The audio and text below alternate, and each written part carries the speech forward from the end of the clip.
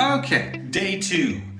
I've framed in the outside walls of the studio, and I'm going to start working on the inside walls. You might be wondering, why am I doing 2 walls? Well, here, I'll explain it to you.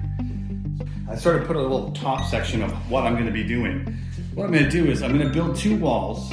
This would be looking down at like a cross section of how the walls are going to look. And I'm going to stagger the studs so that when you're doing one wall this way, the next wall behind it or in front of it will have the rock solid insulation, the safe and sound insulation that covers both sides of the studs.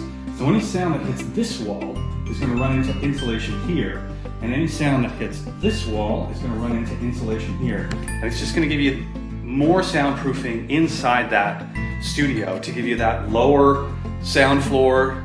Producers on the other end are just going to like it way more, and you're going to have a better product in the end.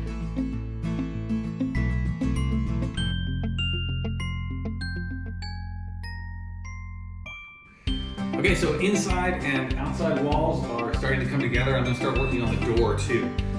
Door is really, really important when you're building your studio. It's probably the one thing that can let in and out the most sound, obviously. So putting a little extra time and effort into making sure that the door is going to be absolutely perfect can go a long way in making everything sound good.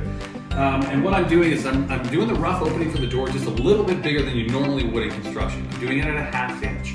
So when you're doing the door, do it a little bit bigger than you normally would to allow for an extra room for that spray foam to really sort of fit into those creases to help as much of the soundproofing as possible.